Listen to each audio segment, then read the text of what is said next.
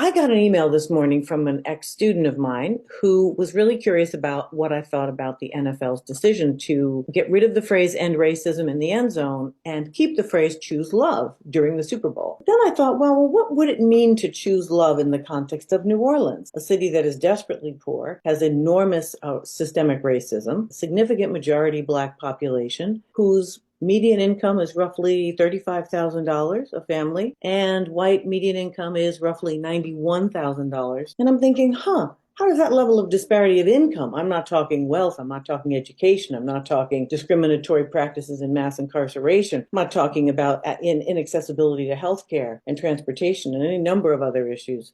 And I thought, well, if we were going to choose love for the people of New Orleans, then I recommend we end racism. I think these things are completely interconnected. In fact, I'd be safe to say that if you choose love, that you'd have to end racism.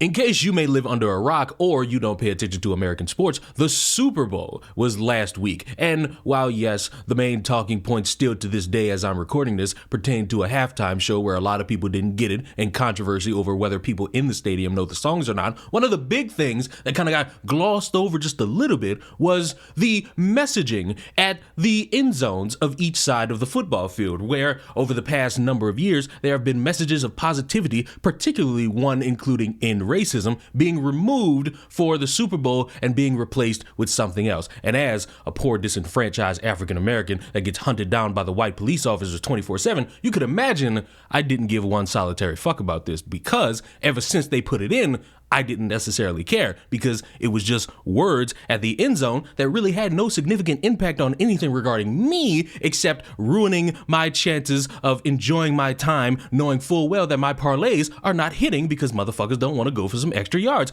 And really, the only funny thing of note that came out of the end racism end zones was when any white player did anything and they ran to the end racism end zone for the meme. So that was really the only form of benefit that gave anyone. It never really changed anything. It didn't really end any form of hatred amongst anybody. It really just was a PR stunt to combat all the negativity the NFL has gotten over the years and to tie into the significant moments that were taking place during that time in 2020. Well, they removed it, and you could imagine the reactions are about what you would expect from a bunch of people who didn't care about that, who probably forgot about that until it was made news and aware that they were removing that. The NFL is removing their end racism sign from the end zone and replacing it with choose love. This is being reported by multiple news outlets. So this is going to be what's at the Super Bowl Sunday. Are you guys still watching? I don't watch the Super Bowl. I was only going to watch to the, the halftime for Kendrick Lamar. But I really don't think I'm going to do that. Let me know if you're going to watch it. Of course, you know, President Trump is going to attend it, which is why they're removing it. Let's be clear. And so I felt like basically the entire time he's sitting there, probably with President Musk, y'all going to be calling me the N-word, calling the players who are black the N-word. I ain't got time for that. Again, I don't count your coins or what you do. Y'all grown up in these streets. Just let me know if you're going to watch it or not, and if it even matters to you. Congratulations, guys. We did it. We finally ended racism. So this is Justin. The NFL removes end racism messaging in the end zone ahead of the Super Bowl. So Sunday's game between the Chiefs and the Eagles will be the first time since February 2021 that end racism, in quotes, will not be included as a message in the back of the Super Bowl end zone. Oh, and side note, President Donald Trump is expected to be in attendance this Sunday. So the NFL says that this is due to the political climate, the change, that they're not going to have end racism in. And look, guys, congratulations. We did it. We ended it. Racism doesn't exist anymore. Just, you know, after a long, 100 years of racism, it's not a thing anymore. The NFL decided that racism is officially over. It's been canceled. Goodbye, racism. And yeah, I mean, good riddance, right? Like, we did it. Congratulations. It took all of us. It takes all of us. Happy End Racism Day to the NFL and to everyone else in the country who believes that racism is not a thing anymore, or at least wants to use their imagination to believe that racism doesn't exist or doesn't see color. I have a little news flash for you. As long as Black people exist and we carry the stories of our ancestors in our bodies, we carry Black history with us. And it's still Black History Month. And it's Black History Year because we're still here. And the stories of slavery, the stories of this Tuskegee Airman, the story of my great-great-grandmother being raped by the owner of the plantation and having to walk on the other side of the street in Mississippi. Those stories will still continue, whether or not they're in the textbooks, whether or not they're carried by the mass media. Black history and that oral tradition will still continue. So whether or not we pretend we don't see color, or whether or not we believe, on a wide scale that racism does or does not exist and is still perpetuated, the stories will still be told, whether or not it's painted underneath the goalpost or not. And this is nothing new. This didn't happen when the NFL decided to erase racism from the end zone at a Super Bowl, right? Or when the United States decided to delete DEI. We've been told to believe that racism doesn't exist in this country for centuries, right? We've been told, even as they hang "No Blacks Allowed" signs in stores during the Jim Crow era, that this isn't racist, or that we weren't allowed to have soda at the same counter at Woolworths in the South, that this wasn't racist. Before DEI happened, that we couldn't get a job, even if we were qualified academically, that it wasn't racist, that it just wasn't the right fit for us at an organization. We've been told to be in la la land and make pretend that this wasn't the case. So we understand, and if you are our white brothers and sisters who do understand that this does exist and it is perpetuated in this country, this message isn't for you.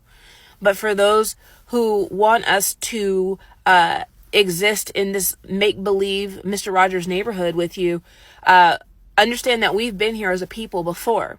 And that even when you ask us to go here and pretend that everything is fine and that a meritocracy is okay, no matter how much we achieve academically, that we are allowed to be in the same spaces as you and to achieve as much as you without DEI or affirmative action in place, we're not taking that. We're not picking up what you're putting down. The NFL is removing "End Racism" from the Super Bowl end zone, just as the White House confirms felon Trump will attend.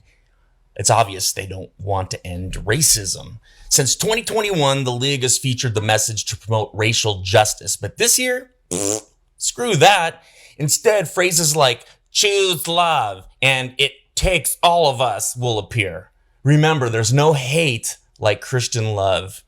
NFL commissioner says that the league is still committed to diversity, but not really. Here's the thing. The NFL and football have become the sport of fascists. It's a gladiator game, but with padded millionaires.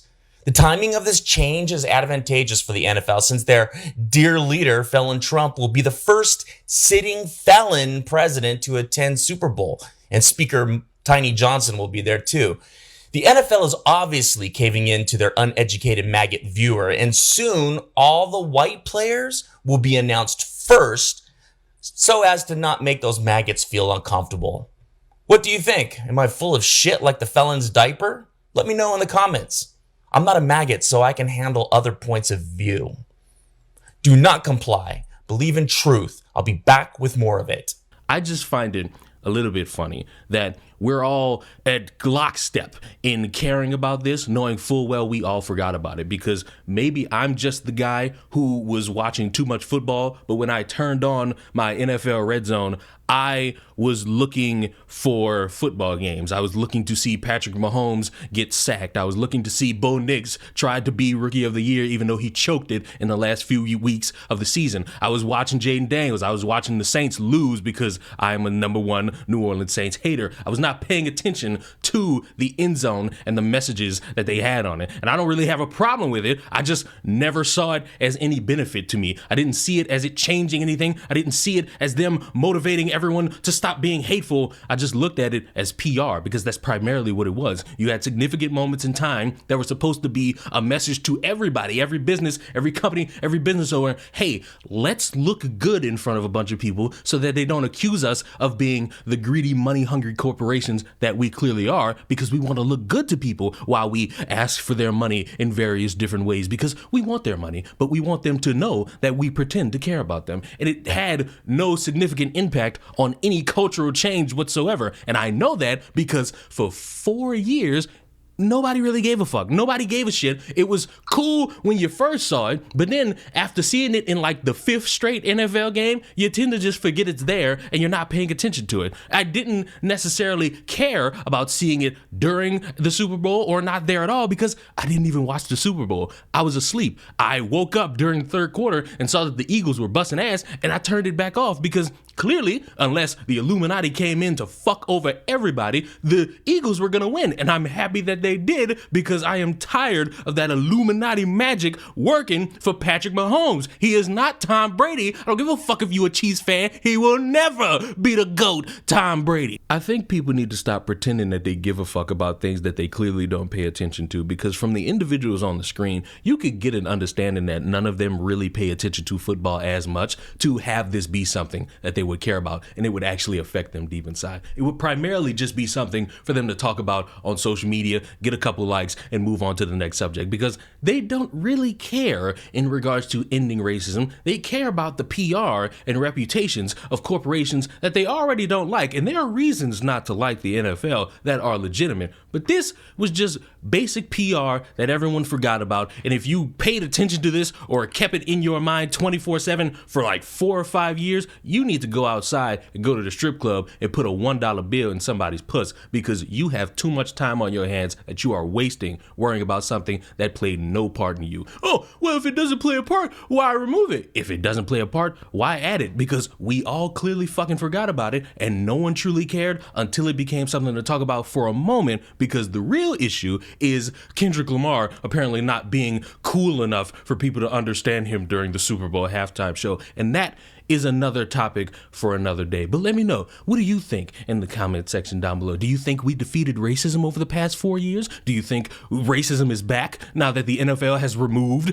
end racism from the end zones? Do you think this means anything? Do you think this means nothing? Or are you waiting for next season to see all of the same rhetoric being put on the end zones and all of us collectively getting upset and screaming to the nines because our parlays are not hitting? Subscribe to the channel. I will see you all in the next one. Mwah! Goodbye.